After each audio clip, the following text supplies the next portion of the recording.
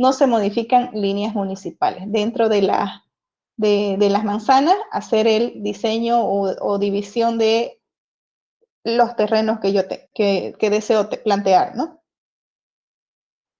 Existen dos tipologías de parcelamiento. Lo que pasa que, no sé si ustedes recuerdan, antes había urbanizaciones abiertas y urbanizaciones cerradas. Ahora no se llaman urbanizaciones cerradas, se llaman procesos de urbanización abierta o procesos de urbanización mixto.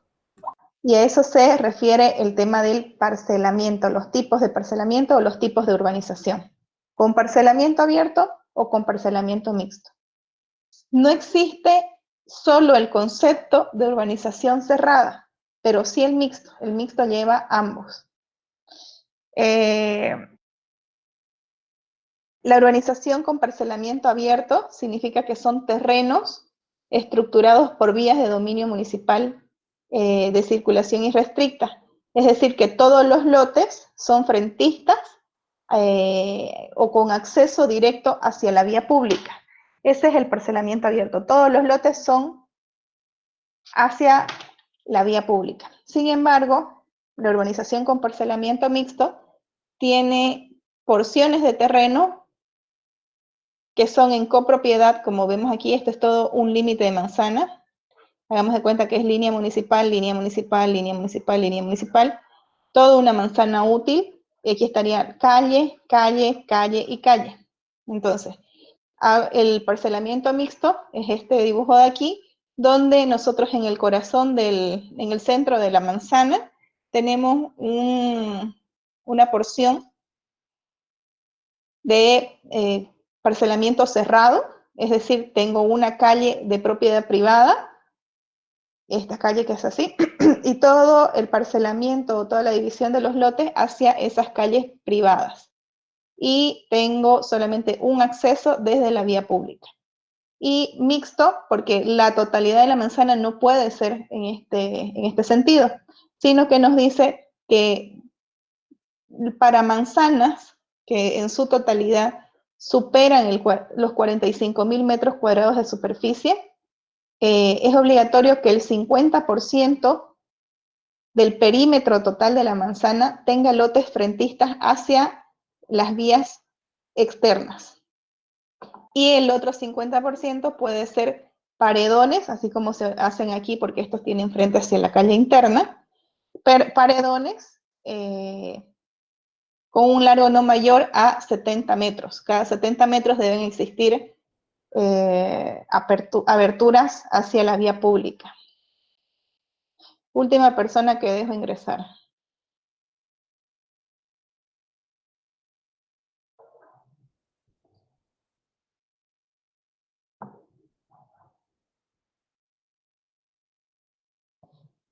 Ya, entonces, a partir del año 2014, no existe, como antes se denominaba, urbanización abierta, urbanización cerrada. A partir del año 2014, las urbanizaciones o son con parcelamiento abierto o son con parcelamiento mixto. No puede existir manzanas completamente cerradas. Esto con el fin de evitar las vías aledañas, totalmente lóbregas, olvidadas, solo porque nos topamos con paredones sumamente grandes. Por ejemplo, no sé si conocen los condominios Sevilla, cerca de, bueno, en la carretera al norte, cerca del aeropuerto y demás.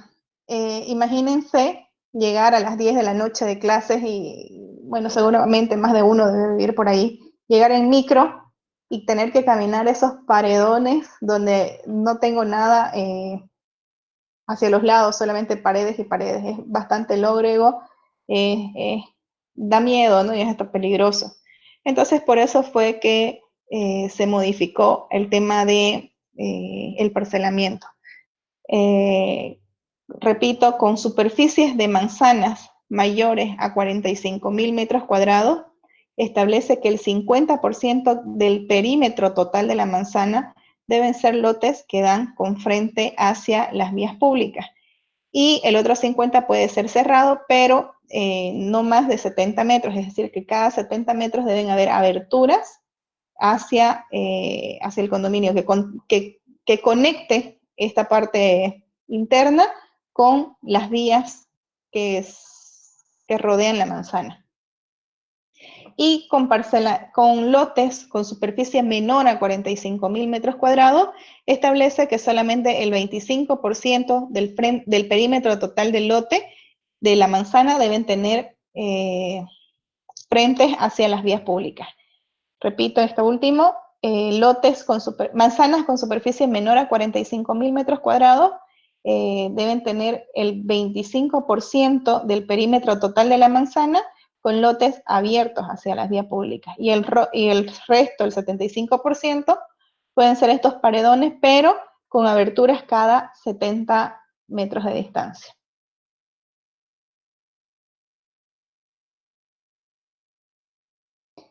Eso es lo que les acabo de explicar con ese gráfico, menores a 45.000 y mayores a 45.000. El perímetro cada 70 metros, aberturas o muros transparentes que conecten la parte interna con las vías que circundan la manzana. Al interior de lo que quedaría como condominio cerrado, esta partecita en copropiedad, se establecen ciertos porcentajes mínimos para áreas de recreación. El 7% para área de recreación y otros usos comunes, dice. Aparte, deberían venir las calles en copropiedad o las calles de uso particular, de uso privado. Las calles internas tienen un ancho mínimo de 10 con calzada de 6. Sin embargo, cuando vamos a colocar lotes o bloques de torres o edificaciones altas dentro de esa copropiedad, el ancho tiene que ser superior o igual a 13 metros en cuestión de vías. En una urbanización abierta, el ancho de las calles, por si acaso, de las calles internas de las unidades vecinales, son 13 metros. Sin embargo, cuando hacemos un condominio cerrado, el ancho de las calles puede ser de 10, pero en el momento en que yo voy a construir edificios adentro de esta copropiedad, no sé si conocen el condominio Vista Verde, es un condominio cerrado, con calles internas, áreas verdes internas, pero en vez de casas, tiene bloques, igual Villa Toscana, también bloques de edificios. En el momento en que yo voy a hacer bloques de edificios y tengo calles internas, las calles de circulación interna deben tener un ancho igual o mayor a 13 metros, como si estuviéramos en el exterior, en lotes abiertos, ¿no? También nos dice que cuando hay condominio cerrado, debe haber una playa de parqueos de visitas, debiendo calcularse un parqueo por cada 4 lotes, ya sea que después lo fusionen o lo que sea, los 4 lotes mínimos, ¿no? Dice, hay gente que quiere avivarse, ¿no? Y dice, yo tengo mi lote, mi casa bastante amplia y tengo 5 parqueos. Entonces quieren contemplar esos 3 parqueos o 4 parqueos que les sobran como parte de los parqueos de visitas. No. La playa de estacionamiento es calculada según los lotes, aparte de la cantidad de parqueos que tengan cada uno de estos. ¿Qué más?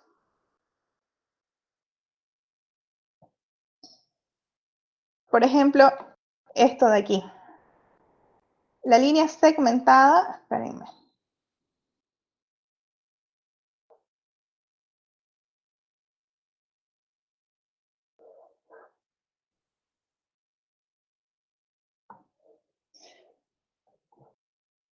Esto es un condominio o un proceso de urbanización, digámoslo así. Es un proceso de urbanización de un predio rústico que está ubicado sobre el 8º anillo entre Avenida Alemana y Avenida Beni. Por acá está la Beni y por acá está la Alemana. Este es el 8º anillo.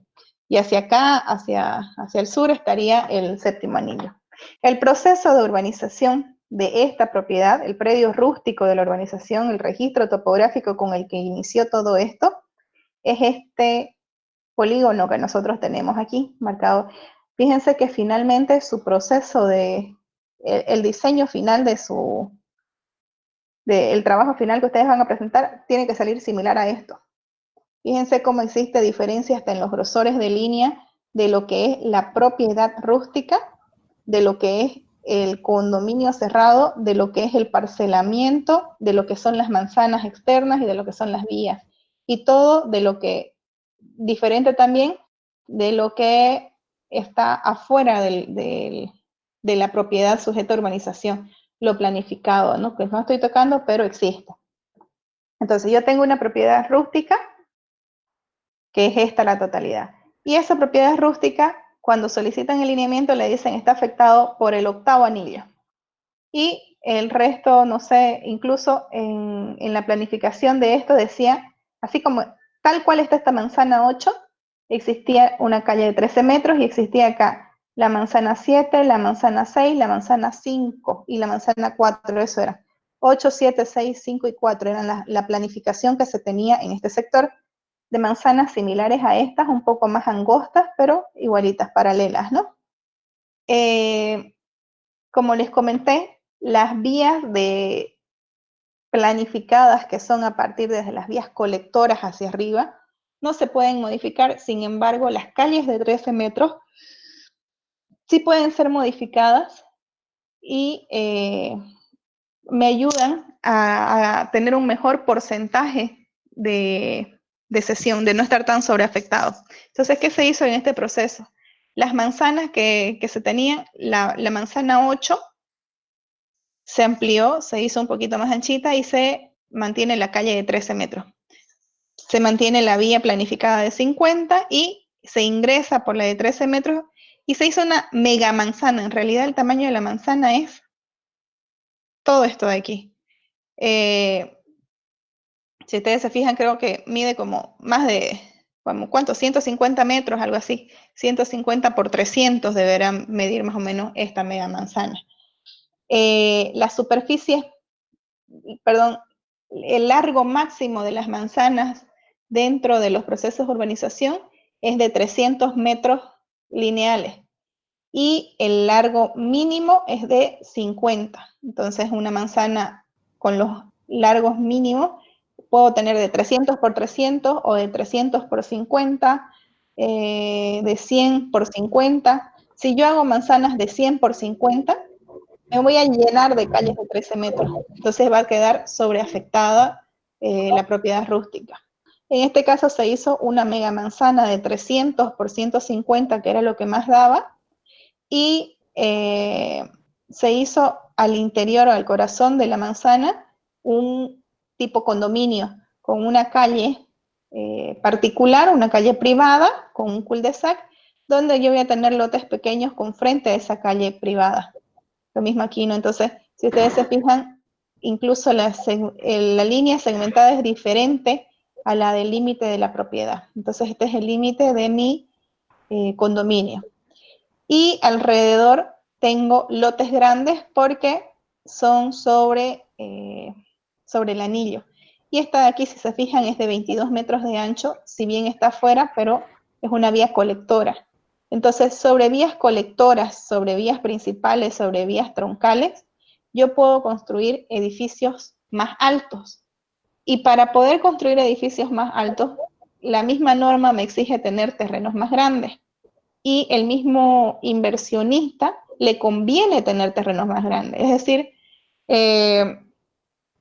y fíjense acá atrás, tengo calle de 13 metros. Entonces, ¿cuál es el concepto de esta urbanización? Una manzana completamente externa, una manzana con parcelamiento abierto, es decir, que los lotes, el parcelamiento existente, da hacia calles externas. Y una manzana, una mega manzana, donde en el corazón tengo un condominio cerrado. El condominio cerrado con una calle de 10. Apaguen sus micrófonos, por favor. El condominio cerrado con una calle de 10, donde los lotes son pequeños, con frentes mínimos de 7, 8, algo así, que dan hacia la calle interna. Y en la espalda de este condominio se tienen igualmente lotes con superficies las mínimas permitidas con frente, perdón.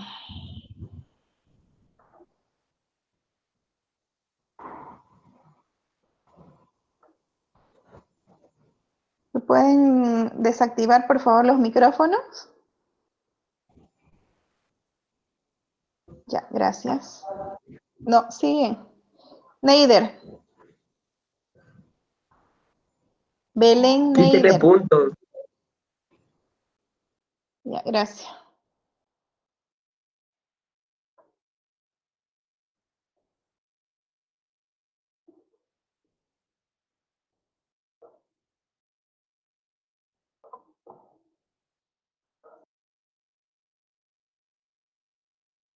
Bueno, entonces aquí vemos los lotes pequeños, igual abiertos, con parcelamiento abierto, hacia la calle de 13 metros.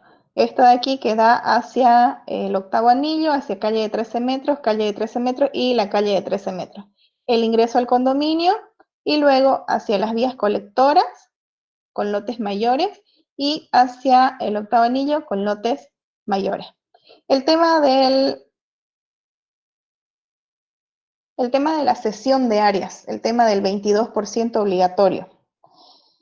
El 22% obligatorio de cesión de áreas tiene que ser en lotes dentro de las manzanas, es decir, que sirvan como áreas verdes y equipamiento. También se puede ceder con alamedas con un ancho mínimo de 10 metros. Entonces, lo que aquí se optó fue poner una alameda de 10 metros de ancho sobre el octavo anillo y sobre el ingreso del condominio para darle una mejor vista, digamos, ¿no?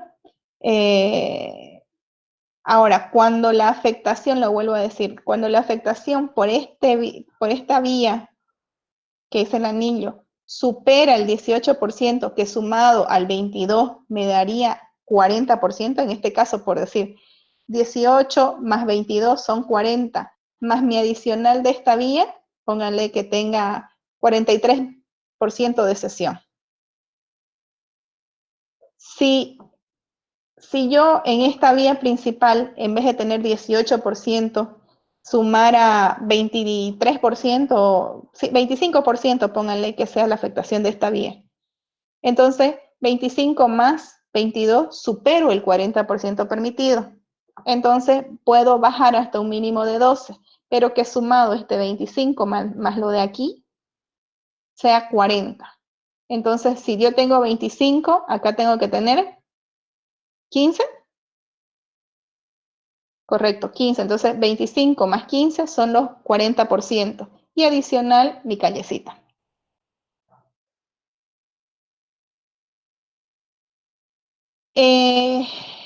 Igual en el Código de Urbanismo y Obras, dentro de las normativas que nosotros necesitamos, son los radios o curvaturas de las ochavas. ¿Qué son las ochavas? Las ochavas son la intersección entre dos vías.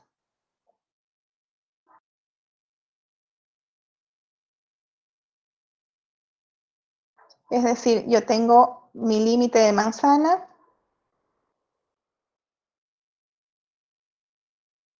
Bien ahí, ¿no?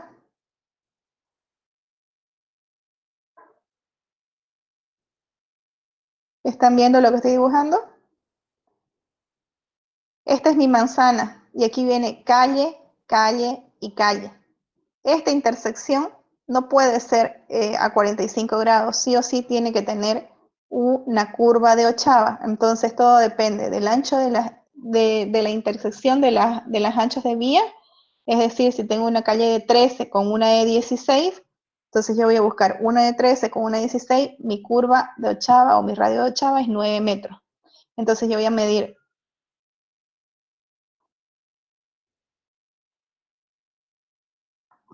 Entonces yo voy a medir desde aquí, desde la intersección, 9 metros para allá y desde aquí, desde la intersección, 9 metros para acá. Entonces aquí hago mi cuadradito, 9, 9. Y este sería el punto, por ejemplo, así. de aquí para allá voy a medir 9. Entonces pónganle que aquí son los 9. Y lo mismo voy a medir de acá para acá otros 9. Entonces yo tengo otros 9. Este puntito que me hace aquí es la curva de la ochava. Eso. Bueno, ya, hasta aquí se me entiende, ¿no? Entonces yo mido desde la intersección, desde aquí para atrás 9, desde aquí para atrás 9. 9 y 9, ese cuadradito. Y desde aquí, con el compás hasta aquí, le lanzo la curva y esa es la intersección. Entonces yo voy a tener mi manzana hasta ahí, porque tengo una calle de 13 y una calle de 16. ¿Se entiende qué son las curvas de ochava? La intersección entre calles y avenidas. Si yo tengo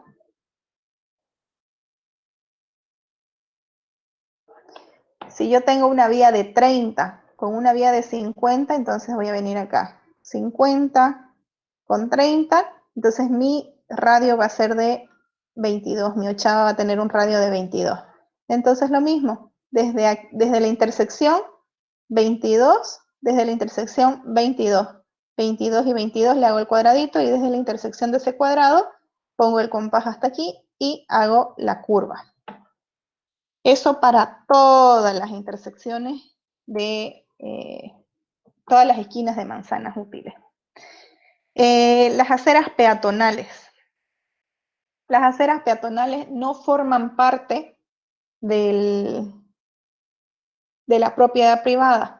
Es decir, cuando yo pongo un ancho de vía de 13, el ancho de vía incluye acera, calzada, acera. Era lo que les mostraba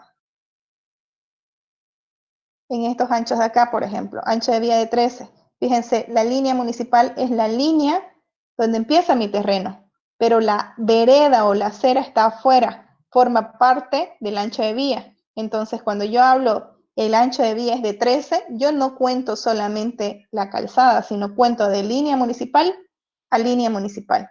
Entonces puede ser 13, 16, 22, todo eso dependiendo de la categoría de la vía, viene mi ancho de acera. Si de línea municipal a línea municipal yo tengo un ancho de vía de 20 metros, mi acera es 450, es decir, a ver, me voy a ir otra vez a la...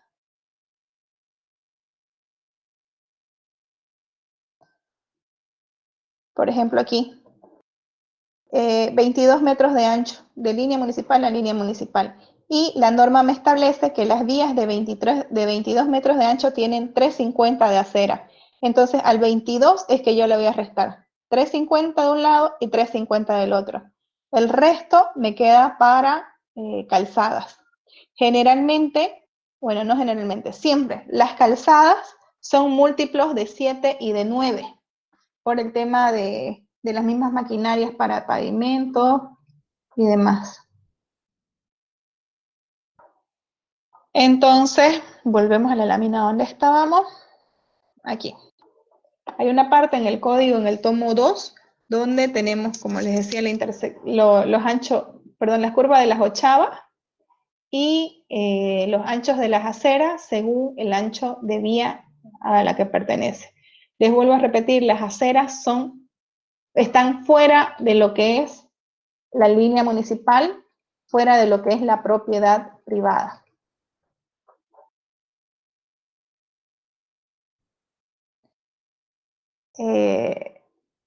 Según la zonificación o según la faja donde se encuentra ubicado el terreno, tenemos las dimensiones mínimas de lotes. No es lo mismo la dimensión para un lote sobre vía principal. ¿Cuáles son las vías principales? Las que dividen o las que encierran las unidades vecinales, ¿no? Esas vías, las radiales y los anillos, esas son las que bordean las unidades vecinales y denominadas vías principales. Esos lotes, por ejemplo, ¿dónde están?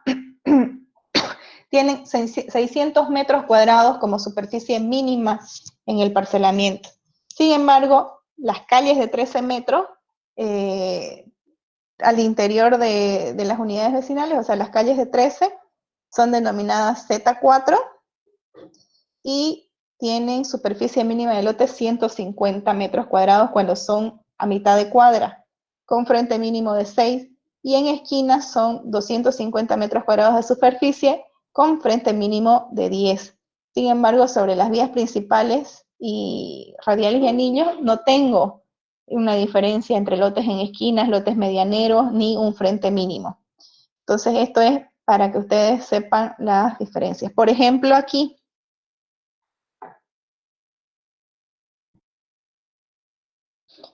yo aquí tengo un lote, este lote, por ejemplo, que está sobre el octavo anillo y que está sobre una vía colectora. Anillo, el octavo anillo, yo que les había dicho en cuanto a la zonificación, ¿qué les había dicho que era? ¿Qué correspondía? ¿Vía principal o como una vía troncal? ¿Se durmieron? Arquitecta, está muy intercortado el audio. No me digan, ¿desde hace mucho? ¿Los demás me escuchan bien? Sí, Sí, sí lo escuché, se tal vez intercorta, Sí, se escucha. debe ser la escucha conexión. mal y Lo que después pasa es que recién. quiero saber si es mi internet o quizás el internet de la compañera. Yo escuché claramente arquitecta, tal vez es internet de la Sí, compañera. se escucha bien. Ya, entonces, este internet, vamos a ver. Dígame, Gabriel.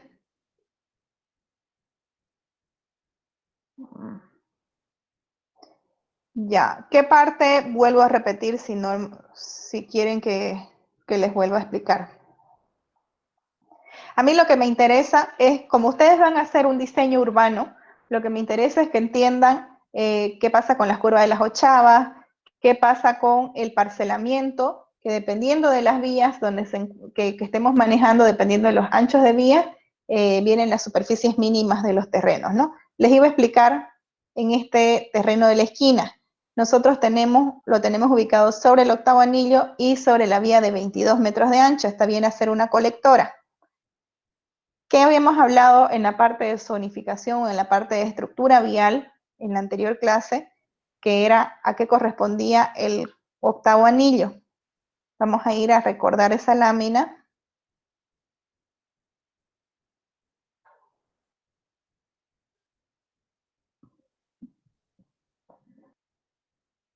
Venía, ¿no? La mayor, que es la autopista metropolitana, luego vienen las tres carreteras, que son las vías urbanas troncales, y están categorizadas como troncales. El cuarto anillo, por ser conector de estas tres carreteras, y el octavo anillo o avenida internacional. El resto de anillos son consideradas vías principales. Entonces, el cuarto anillo, el octavo anillo y las tres carreteras son vías urbanas troncales. Entonces, si yo me voy a la lámina de aquí, ¿dónde están las vías troncales?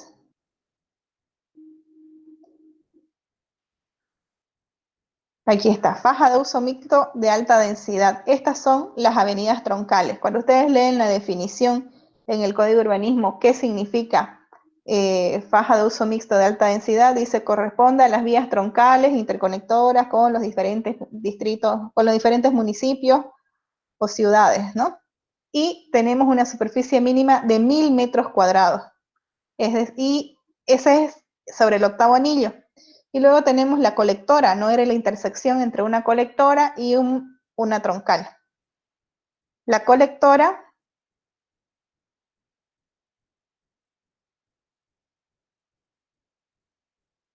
viene a ser faja habitacional de densidad media y faja habitacional, no. Sí, correcto, faja de densidad media, esas son las F4, que vienen a ser las vías colectoras. Si ustedes se fijan, nuevamente repito, lo mismo que Aquí, cuando leen la definición de faja habitacional de densidad media, les va a decir, son las vías colectoras o vías ubicadas al interior de las unidades vecinales con un ancho de 16 a 22 y demás. O sea, siempre acostúmbrense a leer la definición que está en el código. Pero bueno, ahorita nosotros tenemos que F4 corresponde a faja habitacional y tenemos unas superficies establecidas aquí. Si ustedes se fijan, es harta la diferencia, ¿no? 1000 metros cuadrados de superficie nos establece el octavo anillo y el otro nos establece en esquina 250 metros cuadrados. ¿Dónde está el gráfico? Entonces, siempre cuando son lotes en esquina, la categoría que obedece o la normativa que obedece es la que mayor beneficio le traiga al terreno. Sobre el octavo anillo, les expliqué que era un índice de aprovechamiento. Índice de aprovechamiento es la altura que yo puedo subir, la superficie, perdón, índice de aprovechamiento es el coeficiente que multiplicado por la superficie del terreno me arroja la superficie máxima construida que yo puedo tener en este terreno y por lo tanto la cantidad de pisos que yo puedo subir. A mayor índice de aprovechamiento, mayor altura. Entonces, si me dice la norma que el lote de esquina, cuando se encuentra entre dos vías diferentes, obedece a la normativa que más lo beneficia, en este caso, ¿qué creen ustedes que me beneficia más? ¿El índice de aprovechamiento de una troncal o el índice de aprovechamiento de una colectora? Una avenida troncal me establece un índice de aprovechamiento de 6 y una colectora no tiene índice de aprovechamiento. Dice altura máxima 40 metros. ¿Cuál me beneficia más? De la troncal. Correcto, correcto. Entonces, la superficie también del terreno que yo voy a adoptar es la troncal. Siempre la categoría mayor es la que se adopta para los terrenos. Entonces, este terreno mínimamente debe medir 1000 metros cuadrados de superficie y no tiene límites de fondo ni nada de eso. ¿Ya? Y el lote de aquí de atrás, que está sobre una colectora, ¿cuánto es la superficie mínima que debe medir?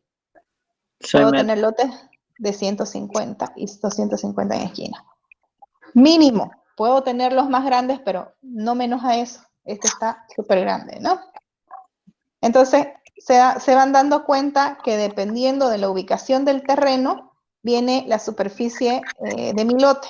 Lo mismo, sobre calles de 13 metros, tengo lotes de 150 metros cuadrados de superficie.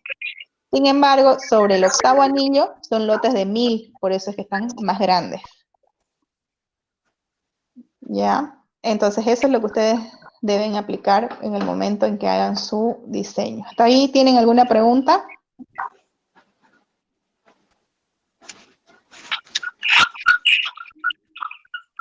Arquitecta, ¿podría Dígame.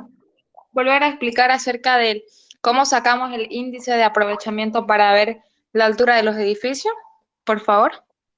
Ya, no lo vamos a utilizar en la materia de urbanismo, pero de todas maneras, por cultura general, como arquitectos, es bueno saberlo. De todas maneras, perdón, si bien no lo vamos a utilizar en esta materia de urbanismo, porque no vamos a diseñar un edificio ni nada de eso, les tiene que servir a ustedes o tienen que conocerlo para el tema de los perfiles urbanos. Entonces ustedes, en base a ese índice, es que van a armar sus perfiles urbanos dependiendo cómo quieren que quede. Apague su micrófono, por favor, Gabriel. Gracias. El índice de aprovechamiento es un coeficiente que está dado, es un coeficiente fijo, dependiendo de la categoría de la vía. Ese coeficiente multiplicado por la superficie del terreno donde vamos a construir, me da la superficie máxima que yo puedo construir sobre ese terreno. Es decir, si yo tengo un índice de aprovechamiento de la avenida troncal que es 6 ese índice está dado para todas las troncales, este lote, todos los lotes sobre el octavo anillo tienen índice de 6, pero multiplicado por la superficie del terreno, me va a dar la superficie máxima construida. 6 por 1000 son 6000, entonces 6000 metros cuadrados de construcción que yo puedo distribuirlas en todas mis plantas. Y ya con un bosquejo, un anteproyectito, así de grosso modo, me va a salir cuánto de altura yo puedo tener en mi edificación. No es lo mismo la altura de este terreno, en el edificio, que la altura para este terreno, porque este terreno puede tener aquí 1000 y acá debo tener, no sé, 5000 o 3000. Entonces, 1000 por 6 son 6000 hacia arriba. Y en este de acá son 3000 metros cuadrados de superficie por 6,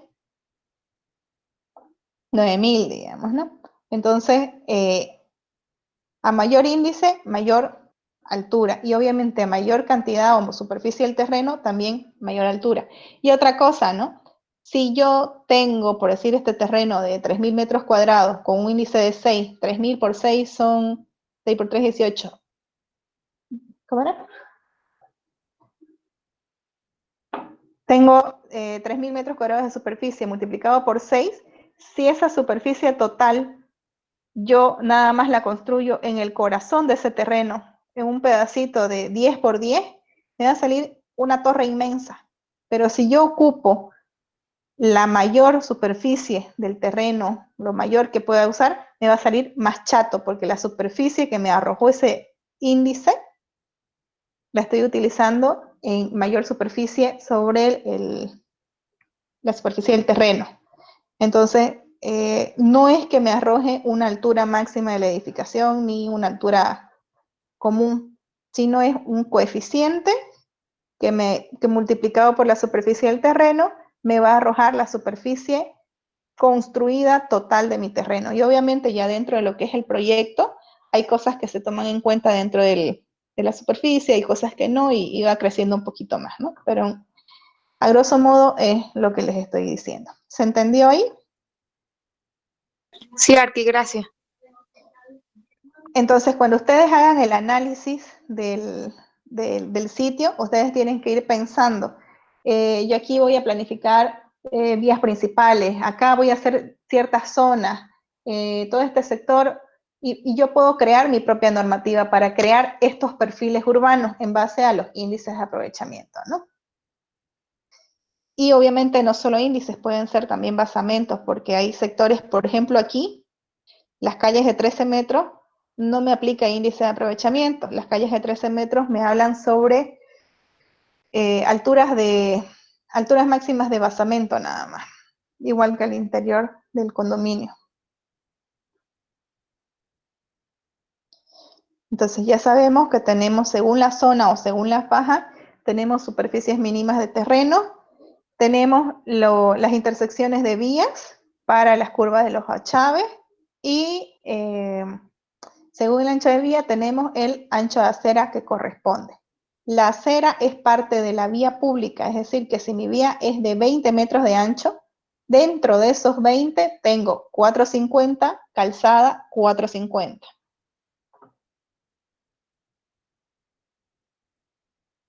Igual continuamos con las superficies de terreno.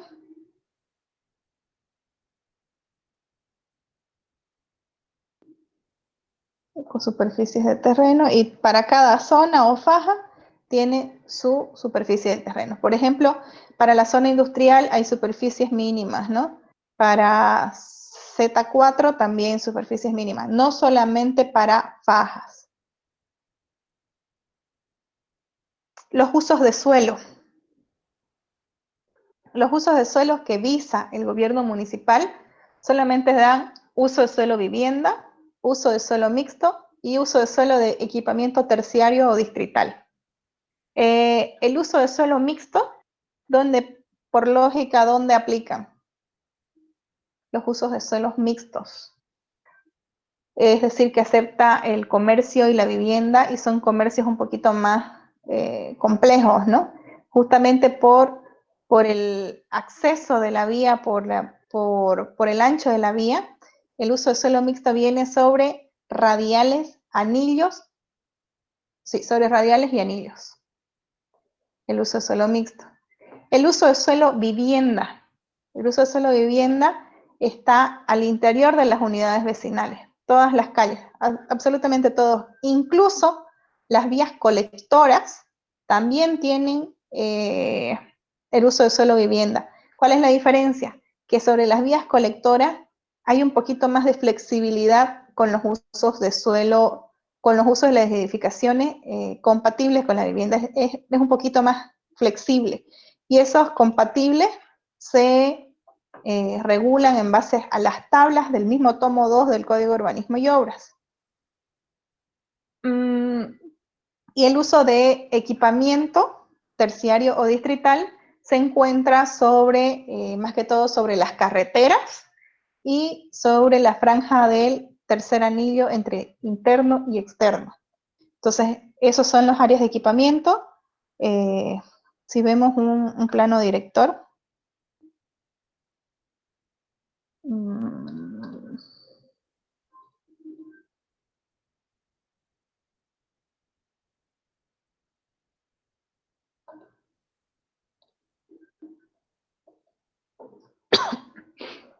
si se fijan, todos los rojos son equipamientos terciarios o distritales. Entonces, sobre las carreteras, fíjense, carretera al este, carretera al norte, carretera a la doble vía y la franja del tercer anillo. No sobre el cuarto ni sobre el octavo, prácticamente no se dan estos equipamientos, son zonas o sectores donde nosotros, como planificadores en un diseño de urbanización, vamos planteando. Por ejemplo, fíjense aquí, en este sector, ellos plantearon sus propias áreas de equipamiento para abastecer a todo este sector. Nosotros vamos a trabajar en esto de aquí. ¿Ustedes creen que es necesario colocar una franja de equipamiento o no? Con estas de acá abastece. ¿Qué son los equipamientos? Yo creo que soy arquitecta porque ese sector ha crecido demasiado en cuanto a población, ¿no?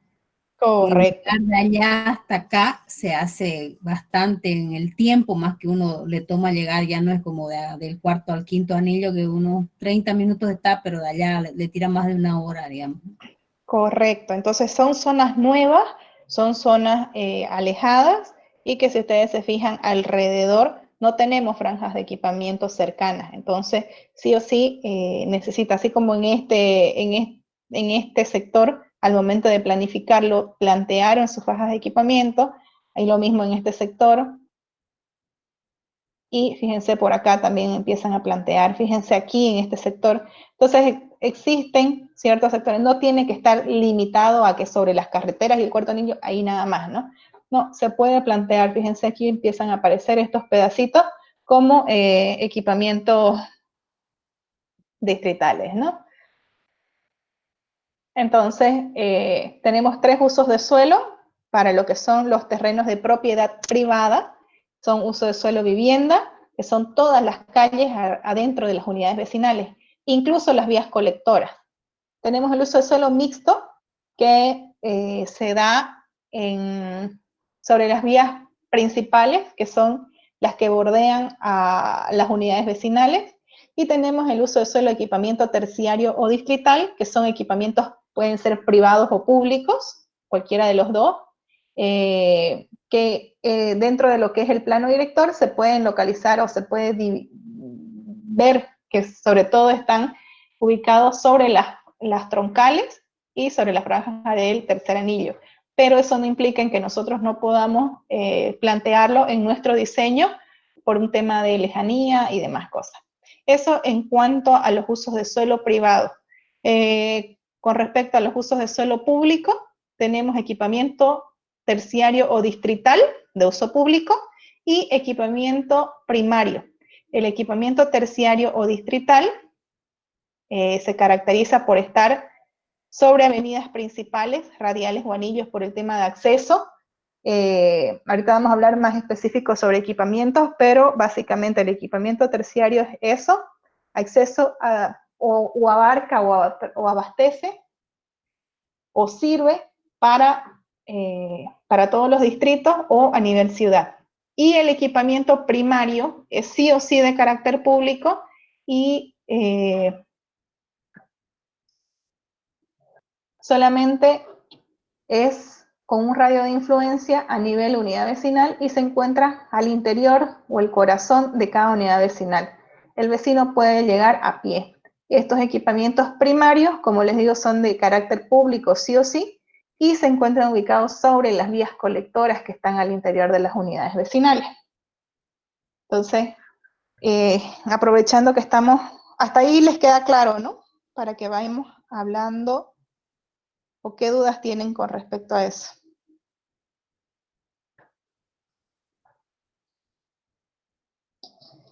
Uy.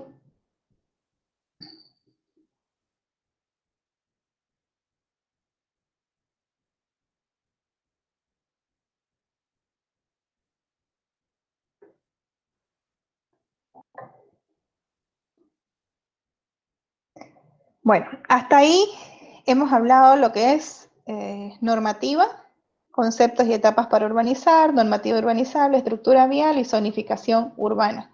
Ya habíamos hablado en las primeras clases de todos los que son conceptos y definiciones de jurisdicción y radio urbano, y nos queda hablar un poquito de qué son los equipamientos. Equipamiento comunitario o social es el conjunto de, ya sea de construcciones o de terrenos que tienen por objeto satisfacer las necesidades del vivir cotidiano de las áreas residenciales, es decir, nosotros como vecinos, claro, de los barrios, necesitamos satisfacernos de equipamientos de salud, educación, cultura y todos los servicios mínimos que pueden requerir estas áreas residenciales, ¿no? Entonces puede ser la infraestructura en sí, el edificio, o pueden ser áreas, los terrenos en sí. Eso con respecto a qué es un equipamiento.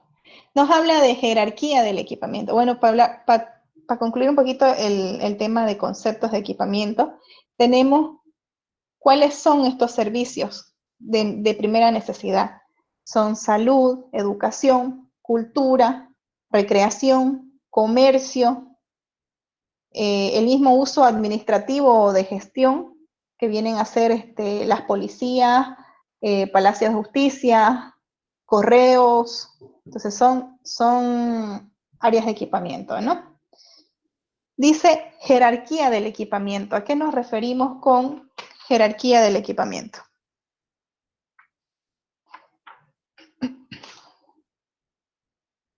Entre los primeros puntos, cuando hablábamos de conceptos o definiciones de jurisdicción, radio urbano y otros, les mencioné sobre las unidades urbanas. ¿Cuáles son las unidades urbanas?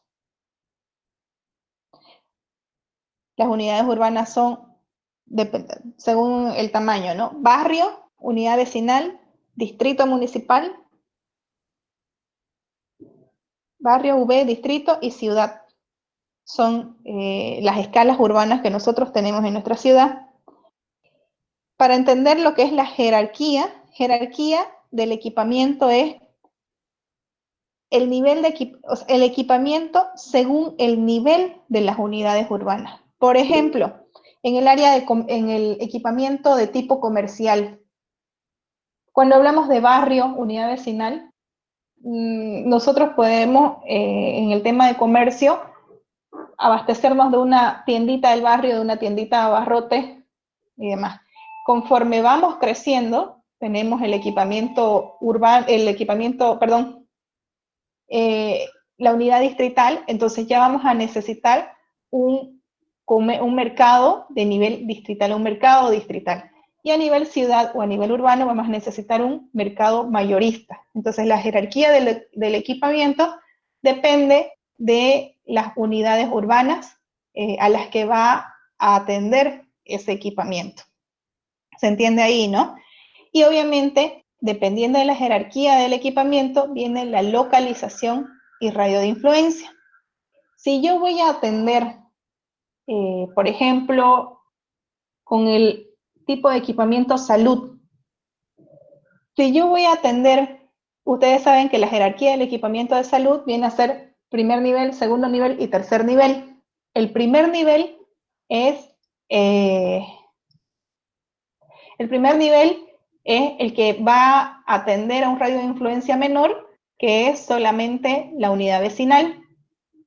El equipamiento de salud de segundo nivel ya va a atender a nivel distrito, por decir. Y el de tercer nivel ya es a nivel ciudad. Por ejemplo, la posta sanitaria que tengo en mi barrio.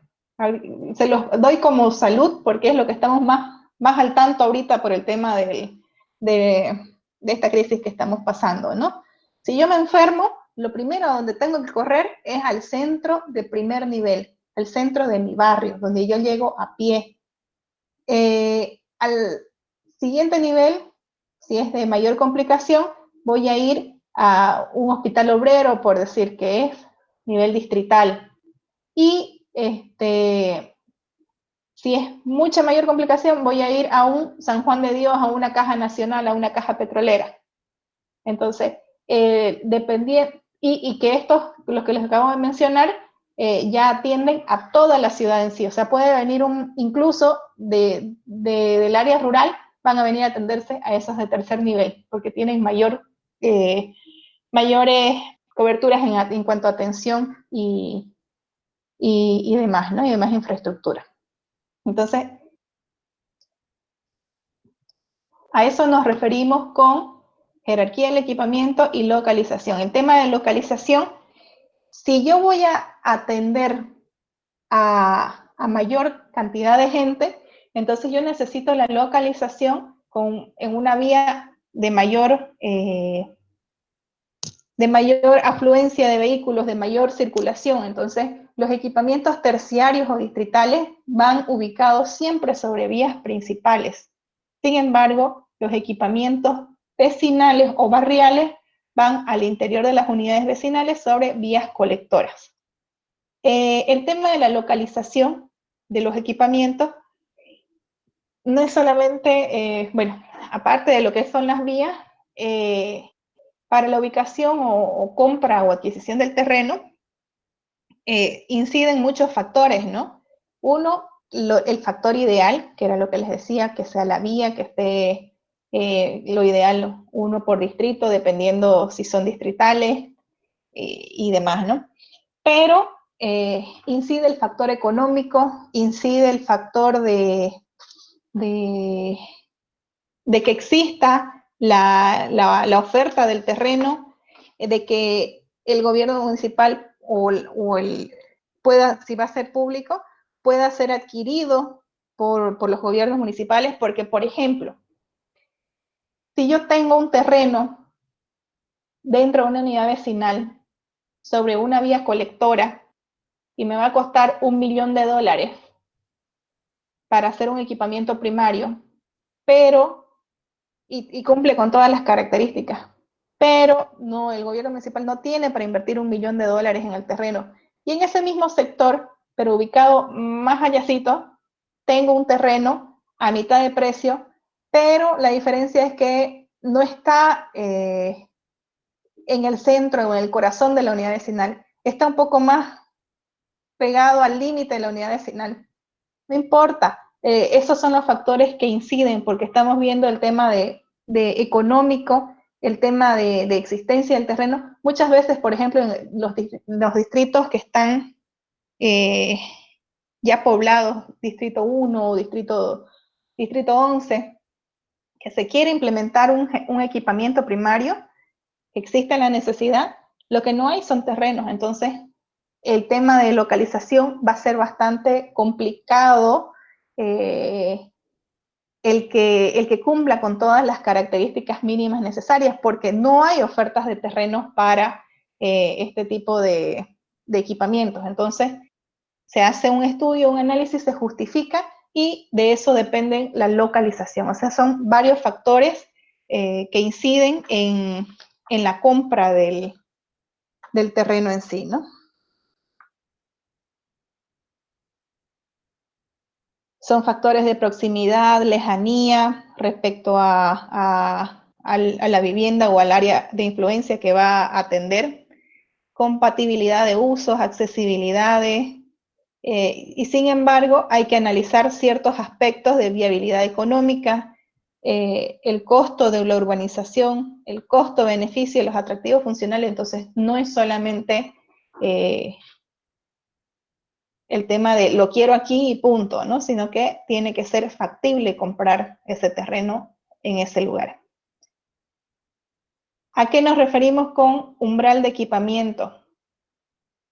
Bueno, el umbral de equipamiento básicamente es en qué momento empieza la necesidad de implementar, por ejemplo, un módulo educativo en cierto sector. Cuando ya vemos cierta cantidad, umbral de equipamiento, en pocas palabras, es el momento de aparición del equipamiento. Nosotros en el área donde vamos a estudiar ya hemos sobrepasado 500 veces el umbral de equipamiento. Es más, ya no estamos en que necesitamos solo un módulo educativo en ese sector, necesitamos cuántos módulos educativos en ese sector. Entonces, pero básicamente necesitamos conocer el concepto de umbral de equipamiento. La clasificación, todos estos conceptos o definiciones también las van a encontrar en el librito que les subí. Está aquí, Equipamiento y Servicios Públicos, de Jorge Saravia Valle. Pero, muy resumido, solamente quiero que me entiendan los conceptos y definiciones, así como se los estoy dando. Y por último tenemos la clasificación o jerarquía de los equipamientos. Arquitecta, Dígame. una pregunta, ¿cómo calcularía el umbral de equipamiento? O sea, ¿cómo determino que es necesario? Como usted dijo, 500 veces ya superaron el umbral de equipamiento en el área que vamos a intervenir, pero ¿cómo sé eso? En este libro hay cómo saber, pero yo no quiero que ustedes entren porque son un montón de fórmulas y dependiendo de qué tipo de equipamiento es el que, dependiendo del tipo de equipamiento, varían las fórmulas, varían las capacidades. Sin embargo, en el libro ustedes van a tener, solamente quiero que me coloquen por si acaso, que quede claro, umbral de equipamiento como definición. No quiero que me coloquen el desarrollo de cómo o está la dosificación de cuándo aparece un equipamiento según el uso, porque son fórmulas complicadísimas. Pero si ustedes se fijan en este libro, cuando hablamos de cada uno de los equipamientos, por ejemplo, aquí tengo uno de culto o normas, administrativo, de gestión y salud, educación y cada uno de esos. Al final de cada tema, de cada equipamiento, tienen unas tablas. Y en esas tablas les dice, ahorita les voy a decir, la superficie total o las cantidades de viviendas que abarcan, por decir. También habla, puede ser por radio de influencia, por cantidad de habitantes, por cantidad de viviendas, que se puede calcular el umbral del equipamiento. Y cada equipamiento tiene un umbral diferente. Por ejemplo, yo no voy a construir un centro cultural en la misma cantidad del umbral de equipamiento que voy a construir un centro de salud. Entonces, cada equipamiento tiene su umbral o su umbral de equipamiento o su nivel de aparición, su necesidad de aparición, dependiendo del uso. Pero les repito, en este momento nosotros no lo vamos a detallar, pero están en las tablas, no sé si lo tienen a la mano el libro. Al final de cada equipamiento, de cada tipo de equipamiento, están esas tablas. Por ejemplo, un nivel primario dice, cada tantas viviendas necesitamos un módulo educativo de nivel primario, incluso nos dice, ¿no? Con tantos metros cuadrados de superficie, que abarque a tantas personas. Todo eso nos indica el libro, pero no es el momento de de analizar todo eso tan a detalle, si no, no terminamos nunca. En la carrera de planificación territorial, hay una materia que se llama específicamente equipamiento y servicios públicos. Ahí sí entramos a detalle y nos repartimos por grupo cada equipamiento, hacer el análisis cuándo debe empezar a aparecer en cada uno de los sectores, dependiendo del tipo, ¿no? Ahorita solamente nos sirve saber que existe un umbral, que es un umbral de equipamiento, que es una localización y conceptos básicos. ¿Está bien eso? Sí, Arqui, gracias. Ya, lo que les iba a decir, dice clasificación o jerarquía de los equipamientos manejados en la normativa para el municipio de Santa Cruz de la Sierra. Básicamente son dos tipos de equipamientos los que nosotros manejamos y son los equipamientos que yo les voy a pedir que planifiquemos en nuestro proyecto, ¿no?, de urbanismo. Son los equipamientos primarios y los equipamientos terciarios o distritales. ¿A qué se refieren cada uno de ellos?, dice. Como les mencioné hace un momento, es muy básico. Equipamiento primario son terrenos de propiedad municipal. Sirven para abastecer o servir a una unidad vecinal. El vecino puede llegar a pie y se ubican dentro de las unidades vecinales, de preferencia sobre las distribuidoras locales. En cada unidad vecinal vamos a tener estos equipamientos primarios. Los equipamientos terciarios o distritales sirven o abastecen a un conjunto de distritos municipales, a uno, dos o más, o a nivel ciudad. Y estos equipamientos terciarios o distritales pueden ser de carácter público o privado, cualquiera de los dos. Si ustedes se fijan, sobre el tercer anillo, ¿no?, tenemos las universidades privadas y están en las fajas de equipamiento terciario, son privados. También tenemos equipamientos públicos. Los equipamientos terciarios o distritales abarcan, como les digo, mayor cantidad de habitantes y su ubicación está sí o sí sobre vías principales o mayores para el tema del flujo de los vehículos. Las personas llegan en vehículos a estos equipamientos. Básicamente es eso, y en base a eso es lo que nosotros vamos a hacer en nuestro análisis y diseño del sector. Bueno, hasta ahí creo que, y solamente para terminar esta tablita de aquí, cuando hablamos de usos compatibles, yo les mencionaba, ¿no?, que el uso vivienda es todo dentro de las unidades vecinales. Sin embargo, las vías colectoras tienen una compatibilidad diferente al resto de las calles dentro de la UB.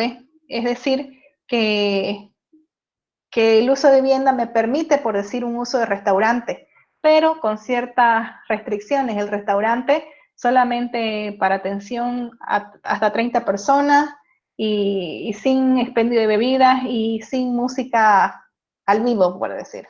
Entonces, todo eso está dentro de estas tablitas del tomo 2 del Código de Urbanismo y Obras, donde nosotros, después de identificar todo esto de aquí, es para identificar dónde se encuentra o en qué zona o faja se encuentra ubicado nuestro terreno. Una vez identificamos que se encuentra en F1, F2 o lo que sea, o zona 1, zona 2, en esta parte de aquí nosotros vamos a ir leyendo cuál es el uso que nosotros queremos construir. Por ejemplo, tenemos una oficina administrativa pública, qué sé yo, un SEMPLA, una secretaría, un plan regulador, y estamos sobre la faja del segundo anillo. Entonces, faja del segundo anillo y mi oficina del plan regulador. Se enmarca aquí, tengo un asterisco. Asterisco significa que yo sobre esta vía puedo construir este uso sin ningún tipo de restricción. Pero sin embargo, si me sale la casilla vacía, significa que yo sobre esta vía, este uso, no puedo construir. Si me sale un numerito, significa que yo sobre esta vía, este uso, puedo construir con ciertas restricciones, en este caso la restricción número 4. En el mismo tomo 2, donde empiezan estas tablas, miro qué significa el número 4 y me va a decir, número 4 significa máximo 150 metros de superficie construida, o máximo 200, o máximo, ¿qué significa el 4? ¿Qué significa el 6? Entonces, básicamente, estos son los usos de suelos compatibles cuando nos dice, o sea, dependiendo de la ubicación del terreno y del uso que nosotros querramos implementar. Básicamente es eso, todo lo que necesito que ustedes desarrollen en lo que es el marco teórico y conceptual de la materia de urbanismo. ¿Hay alguna pregunta hasta ahí? No se olviden en normativa de urbanización los porcentajes para que puedan ustedes en base a eso planificar el sector, ¿no? Creo que todos los puntos ya los hemos visto, son los que ustedes, y todo esto que les he explicado está en toda esta documentación de aquí. ¿Tienen alguna duda? Nosotros ya teníamos la fecha de entrega el 22 de mayo a las 6 de la tarde. 22 de mayo es este viernes. Entonces, la tarea 1 y la tarea 2, la fecha de entrega es el 22 de mayo hasta las 6 de la tarde. Y luego corregimos un poquito, vamos a corregir de unos 2 grupos nada más, y en base a eso, quizás dependiendo de cómo yo vea el avance de sus compañeros, vamos a hacer la evolución o qué va a pasar para ver si complementan. Mientras más rápido ustedes terminen esto, fíjense cómo todavía nos falta bastante para el tema de entrar a lo que es el proyecto en sí, ¿no? Sobre todo el análisis del sector que vamos a intervenir. Eso está en el marco real. ¿Hay alguna pregunta o algo que ustedes necesiten para complementar el trabajo? Arquitecta, disculpe, ¿será que terminando la clase nos puede pasar las 2 grabaciones de las primeras clases, por favor? Ya las subí, están en el grupo. Ah, ya. Perfecto, gracias. Ya, listo. ¿Algo más? Arquitecta, sobre eso de los radios urbanos, esas 3 preguntas de cuándo los radios urbanos pueden ser ampliados, bajo qué conceptos y justificaciones. No sé, pero ¿cuál sería la diferencia entre esas respuestas? Porque como que parecen muy similares y nunca dijo como algo muy preciso, no sé si no podría explicar. ¿Dónde está eso? ¿Cuándo los radios urbanos pueden ser ampliados? Es lo mismo, es la misma pregunta. ¿Cuándo los radios urbanos pueden ser ampliados? ¿Bajo qué conceptos o justificaciones? ¿Y cuándo surge la necesidad de ampliación? Las 3 preguntas básicamente es lo mismo. ¿A qué se los expliqué en un principio? La necesidad de los vecinos, del tema de la regularización de sus documentos, el tema por decir, aplicar a la 247, o sea, todo lo que es seguridad jurídica, el tema de poder acceder a los servicios básicos, a los equipamientos, el tema de las competencias entre los diferentes niveles del Estado para atender ese sector, el tema de, ahí por decir, eso es cuando pueden ser ampliados, digamos, ¿no? La necesidad. Y cuando se hace el análisis, ¿cuáles son los aspectos mínimos que se deben reflejar para demostrar de que sí esas áreas están aptas para ser integradas al área urbana? Eso está en el documento que les paso aquí. ¿Estoy compartiendo o no estoy compartiendo, no?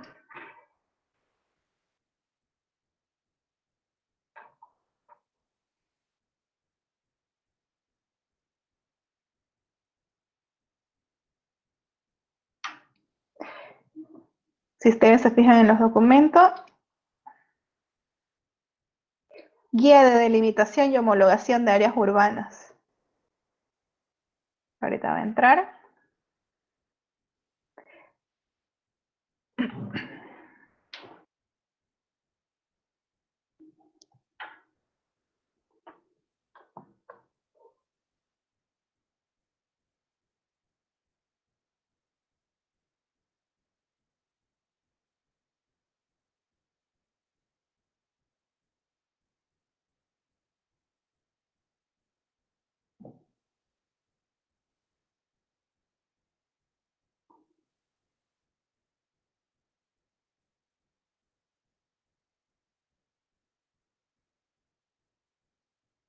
Y básicamente, en estos datos que habla del diagnóstico, el tema de demostrar la demografía, los aspectos físico-espaciales, demostrar la falta de servicios básicos. Cuando hablamos de aspectos físico-espaciales, que también se los mencioné, las aptitudes del suelo, que si bien la delimitación del área donde se encuentran ubicados esos asentamientos están destinados con un uso de suelo rural. Sin embargo, las aptitudes del suelo ya cambiaron, lo degradaron, lo deforestaron, entonces ya no puede volver a ser rural. Entonces las características del suelo ya son urbanas, entonces deben todas esas cosas, ¿no? Los servicios, la necesidad de servicios básicos, la necesidad de los equipamientos, la superficie del suelo urbanizado. Cuando ustedes hacen un análisis de todo ese polígono, por decir que sujeto a inclusión dentro de la mancha urbana, ustedes van demostrando dónde se encuentra consolidado y ahí es donde hablamos de áreas intensivas y áreas extensivas. Las áreas intensivas son las actuales, la consolidación actual en el momento del estudio, y las extensivas son las áreas más próximas con una proyección de crecimiento en los próximos 5 años. Entonces, ahí hablamos de eso, las tendencias de crecimiento, hacia dónde va creciendo la ciudad o ese sector, y es por eso que les denominamos zonas extensivas. La problemática de la vivienda, qué pasa con esa gente, qué pasa con los usos del suelo, o sea, todo esto de aquí se los expliqué y básicamente está reglamentado en ese documento. No sé si te queda claro Y repito, las 3 preguntas básicamente son lo mismo, o sea, María narrarla más o menos para que la entiendan las preguntas en diferentes términos. ¿Qué otra duda tienen?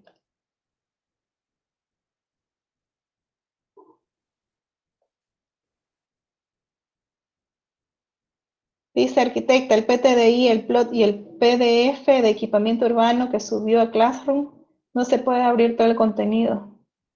¿Alguien más ha tenido problemas?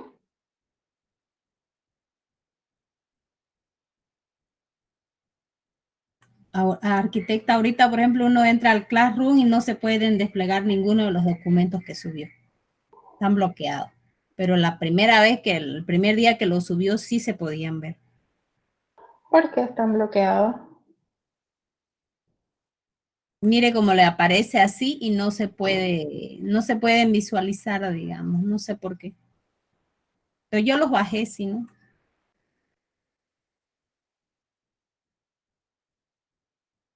¿Nadie más puede entrar?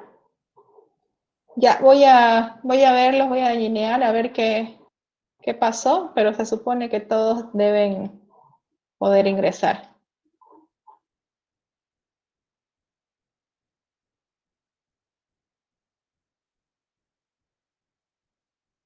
A ver, voy a entrar como alumna. Urbanismo.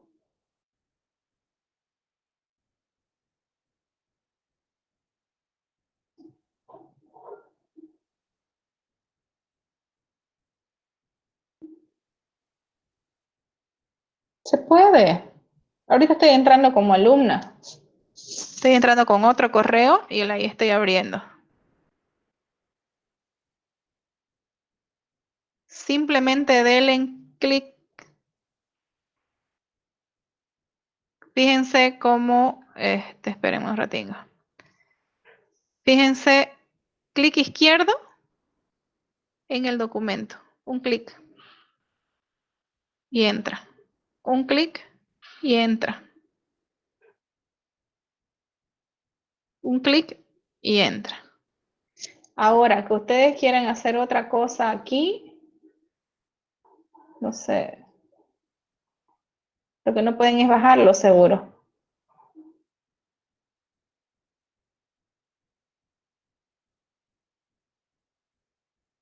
A ver, me indican cuál es el problema, porque de entrar puedo, pero parece que lo que no se puede es bajar, copiar el documento. ¿Es correcto o qué me dicen? Los demás ni lo han abierto, seguro. Le da a abrir ahí en esos puntitos, ahí abrir en nueva pestaña y ahí sí se puede descargar. No tengo esa Ahí está aplicación. abajito. Eso que dice Abrir. abrir en nueva pestaña, lo abre en una pestaña nueva y aparece el icono de descarga. Ah, ya. El ahí. Y ahí lo descargan. Me han estado llegando mensajitos como que me piden ustedes editar, cambiar nombres y demás. Primero tienen que bajarlo a su computadora para poder recién cambiar, porque si no, me están pidiendo autorización a algunos de sus compañeros, parece que quieren esto, digamos, por decir, dan cambiar nombre antes de bajarlo, y al hacer esto me piden permiso a mí para editar mis trabajos. Entonces, ustedes deben bajarlo y en su computadora ya ponerle el nombre que ustedes quieran, por si acaso. ¿Ya? El estar aquí abajo, ya ustedes lo pueden ahí y descargar. Y ahí lo guardan en su computadora. A ver, fíjense de nuevo lo que hicimos con su compañera. Le doy un clic izquierdo al documento. Ahí me abre el documento. Y le pongo abrir en ventana nueva.